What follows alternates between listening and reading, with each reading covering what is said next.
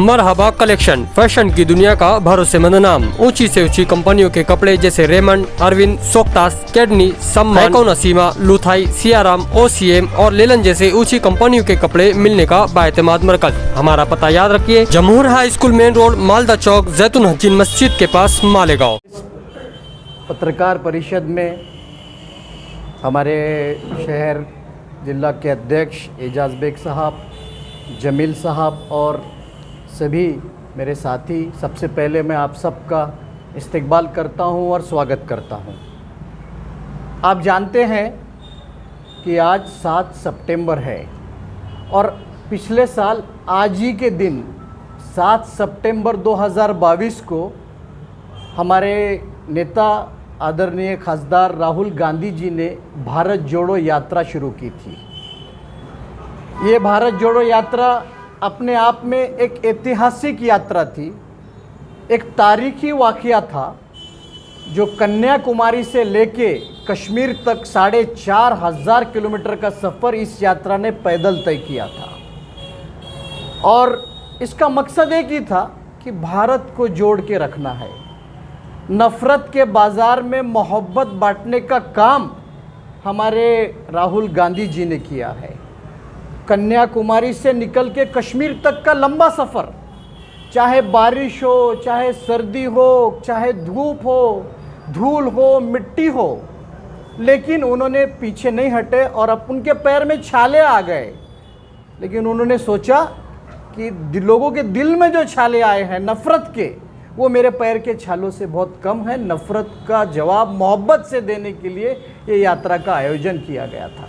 ये यात्रा करीब 17-18 दिन महाराष्ट्र में भी थी और इस यात्रा ने एक देश का माहौल बदल दिया और ये साबित किया कि देश में मोहब्बत बांटने वालों की संख्या बहुत ज़्यादा है, नफ़रत बांटने वालों की बहुत। जिस तरह से लोग जुड़े, चाहे वो कन्याकुमारी से लेके कश्मीर तक, श्रीनगर तक, लोगों का हुजूम की हुजूम, लाखों लोग इस यात्रा में शामिल हुए।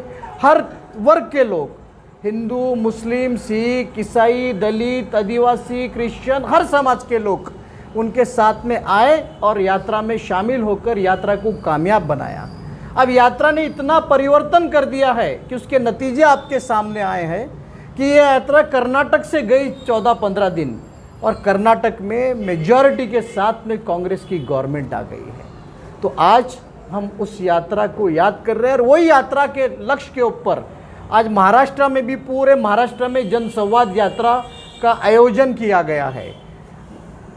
नागपुर विभाग में हमारे प्रदेश अध्यक्ष आदरणीय नानो पटोले जी उसका नेतृत्व कर रहे हैं। अमरावती विभाग में उसका नेतृत्व विजय वडेट्टीवार जी कर रहे हैं। मराठवाड़ा में अशोक चौहान जी कर रहे हैं और इस विभाग में यात्रा का नेतृत्व आदरणीय बड़ा साहब थोरात जी कर रहे हैं और कोंकण में हर जगह हमारे सीनियर नेता इसका नेतृत्व कर रहे हैं।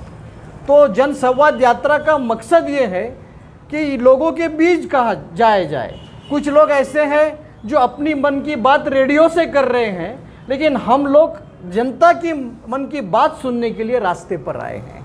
तो ये जनसंवाद यात्रा को बहुत अच्छा एक लोगों से हौसला मिल रहा है, लोग जुड़ रहे हैं और मेरे मन में कोई शंका नहीं कि ये यात्रा जो 13 तारीख तक चलने वाली है कामयाब होगी। अब हम आते हैं, पिछले 9 साल से मोदी सरकार इस देश में, मोदी जी प्रधानमंत्री हैं और उनकी सरकार चल रही है। लेकिन आप अगर देखें कि महंगाई आसमान को छूने लगी है।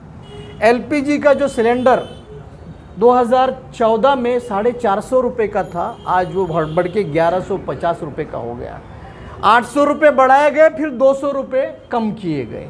ये हमारे जो माँ बहनें जो घर का काम करती है, खाना बनाती है, चाय बनाती है, सुबह उठ के जैसे गैस सिलेंडर चालू करती है तो ये महंगाई की मार हम सबको झेलना पड़ रहा है। महंगाई आसमान को छू रही है। एक और वादा किया गया था कि 2 करोड़ हर साल बेरोज़गारों को जॉब दिया जाएगा, रोज़गार दिया जाएगा।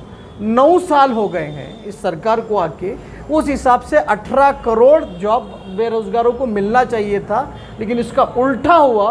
कोविड और नोटबंदी की वजह से करोड़ों लोगों जो जॉब पे थे उनके जॉब चले गए।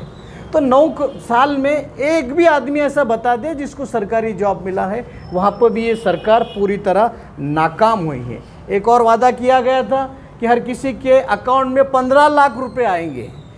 15 पैसे भी मुझे नहीं लगता किसी के अकाउंट में आए हैं। ये इसके बारे में सरकार कुछ बोलने के लिए तैयार नहीं है। 18% GST खाने पीने के तेल पे, किराने पे तक लगा दिया गया है। इससे महंगाई दिन पे दिन बढ़ते जा रही है और आम आदमी का बुरा हाल यहाँ पर हो रहा है। आपका ये इलाका नासिक का, यहाँ पे प्याज का काफ़ी यहाँ पे पीक होता है। यहाँ पे कांदे के व्यापारी, कांदे के किसान बुरी तरह से परेशान हैं। उनको अपनी फसल रोड पे लाके फेंकने की नौबत आ गई है। और कहने का मकसद ये है कि कोई भी इस सरकार से, चाहे वो किसान हो, युवा हो, महिलाएं हो, अल्पसंख्यक हो, कोई भी खुश नहीं है। हमारा ये अल्पसंख्यक बहुल इलाका है। आप देखते हैं ख़ास तौर पे अल्पसंख्यकों के साथ पे अन्याय करने का काम ये सरकार कर रही है।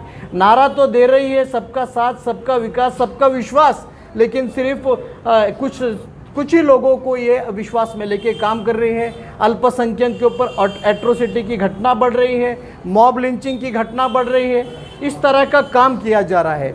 बड़े मुश्किल से अल्पसंख्यक समाज के बच्चों को प्री मैट्रिक स्कॉलरशिप दी जाती थी केंद्र सरकार की तरफ से, वो भी बंद कर दी गई है। तो कहने का मकसद ये है, इनका जो नारा है सबका विकास, सबका विश्वास, सबका, ये बिल्कुल खोखला है, इसमें कोई दम नहीं है।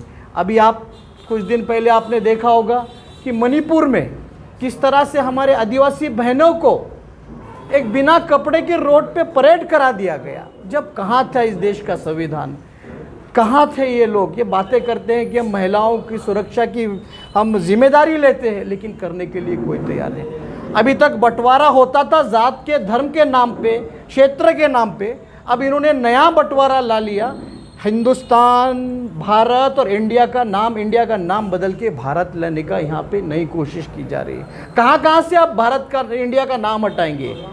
आप देखिए हमारे पासपोर्ट पे रिपब्लिक ऑफ इंडिया लिखा हुआ रहता है, नोट के ऊपर लिखा हुआ रहता है कि रिजर्व बैंक ऑफ इंडिया। कहाँ से नाम आप हटाएंगे? क्या ऐसा करके फिर से नोटबंदी लाने का प्लान है? ये सरकार कुछ बताने के लिए तैयार नहीं है।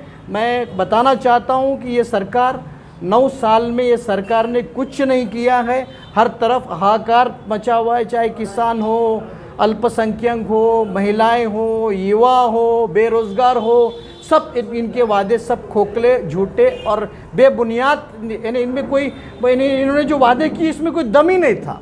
सब झूठे वादे करके इन्होंने लोगों के वोट लिए हैं, सरकार में आए हैं, सरकार बनाई है। लेकिन लोग, अब मैं समझता हूं कि लोगों ने तय कर लिया है कि 2024 के चुनाव में इनको सबक सिखाने के लिए जनता पूरी तरह तैयार है। और आने वाले चुनाव में 2024 में इंडिया जो संगठन, जो एक बहुत मजबूत अलायंस बन के उभरा है, और वो अलायंस इतना मजबूत बन के उभरा है कि ये इंडिया का, भारत का नाम बदलने के लिए आ गए हैं। तो मैं तमाम आपके माध्यम से जनता को बताने के लिए हम आए हैं कि अब आने वाले 2024 में विधानसभा हो, लोकसभा हो, इसमें इंडिया मजबूती से आएगा। और भारतीय जनता पार्टी के जो खोखले झूठे वादे थे उनको सबक सिखाने के लिए जनता पूरी तरह से तैयार है।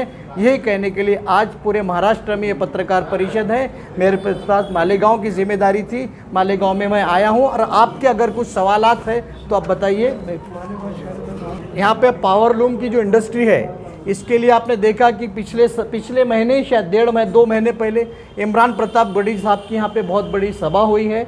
और पावरलूम इंडस्ट्री को भी किस तरह से उनके जो समस्याएं हैं उसको केंद्र में उठाने का काम हमारे इमरान प्रतापगढ़ी साहब करेंगे। और आमदार होने के नाते विधान परिषद में उठाने का काम मैं करूँगा। ये विश्वास यहाँ की जनता को दिलाने के लिए आया हूँ और आपके माध्यम से बता रहा हूँ।